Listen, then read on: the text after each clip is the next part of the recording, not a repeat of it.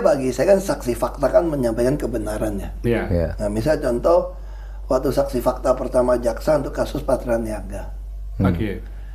Nah, di situ orang berpikir mungkin saya harus memberatkan Kerry CS lah. Iya.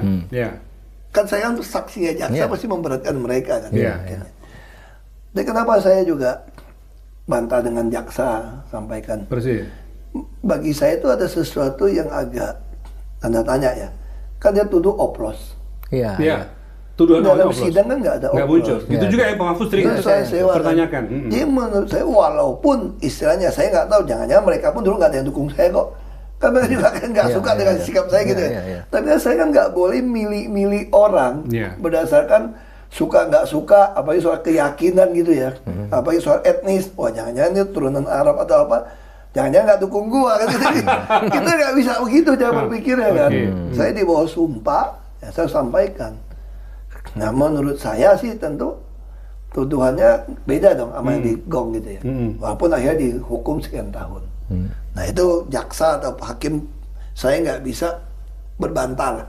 Tapi kalau suruh saya membela, ya saya akan sampaikan fakta bahwa menurut saya yang dituduhkan nggak sesuai gitu. Nah itu yang kemarin beda lagi nih. Ini kasus LNG. Nah saya saksi KPK. Harus menyampaikan juga. Nah ini terbalik nih. Kalau kita mau ngomong, makanya saya bilang gini. Jadi orang kita ini susah ya. Kalau kita udah mau pakai agama, pakai etnis itu susah. Saya baru duduk, saya nggak tahu. Saya juga nggak tahu yang tersangka itu agamanya keyakinan sama saya. Saya nggak tahu.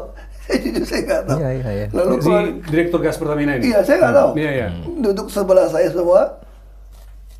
Saya nggak tahu itu juga keluarga saya nggak tahu. Langsung ngajak saya. Pak harus doa dulu ya sebelum ini ya, kita orang Kristen harus doa nih. Saya bilang saya udah doa dari rumah. Aku nggak tahu. Tapi mau doa gitu kan.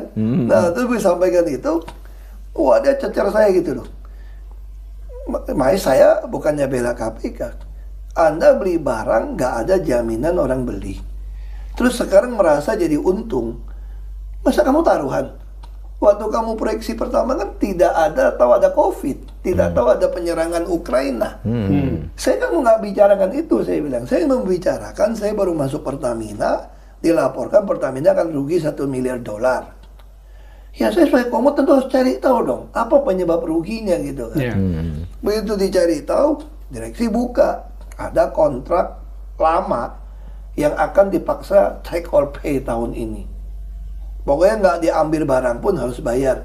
Diambil pun nggak tahu mau jual ke siapa. Ini kan sesuatu yang ya, saya gimana langkahnya? Saya tentu panggil komite audit. Fungsinya kan cuma komut kan.